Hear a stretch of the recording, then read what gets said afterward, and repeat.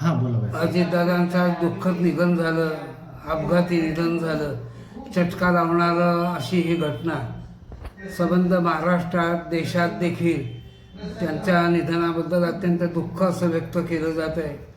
एक निश्चयी असं हे व्यक्तिमत्व होतं, निर्धार पक्का असं हे व्यक्तिमत्व होतं.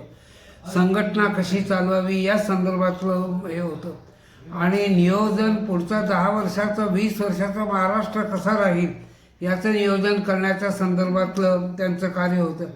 सर्वच विषयाचा त्यांचा अभ्यास होता. अत्यंत चांगल्या पद्धतीने अजितदादांनी महाराष्ट्राची सेवा केली. मोठे साहेब आदरणीय शरदचंद्रजी पवार साहेब आणि अजितदादा हे दोन म्हणजे महाराष्ट्राच्या विकासाच्या संदर्भातील 2 स्तंभ असं म्हटलं तरी हरकत नाही. अशा पद्धतीचं कार्य अजितदादांच्या माध्यमातून झालं आहे. अजितदादांच्या सोबत अनेक वर्ष काम करण्याची संधी मला मिळाली.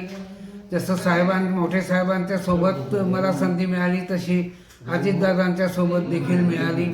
मी राष्ट्रवादी काँग्रेस पक्षाचा प्रदेशाध्यक्ष असताना त्यांची कामाची पकड मी पाहिली की कशा पद्धतीने काम करतात ते. संघटनेचं देखील शासनात देखील एक अत्यंत चांगला असा मुत्सद्दी असा नेता आपल्यातनं निघून गेला. केवळ पवार परिवाराचं किंवा पुणे जिल्ह्याचं किंवा महाराष्ट्राचं नुकसान नाही, हे देशाचं अपरिमित नुकसान झालं अशा पद्धतीची माझी भावना आहे. शब्द जे हवेत ते निघत नाहीत हृदयातून. जे शब्द निघाले ते मी तुम्हाला सांगितले. मला देखील त्याचं अतीव दुःख आहे. आमच्या कुटुंबाला, चोपडा तालुक्यातील सर्व कार्यकर्त्यांना अतीव दुःख झालेले. त्यांच्या दुःखात आम्ही सर्व लोक सहभागी आहे. ओम शांती.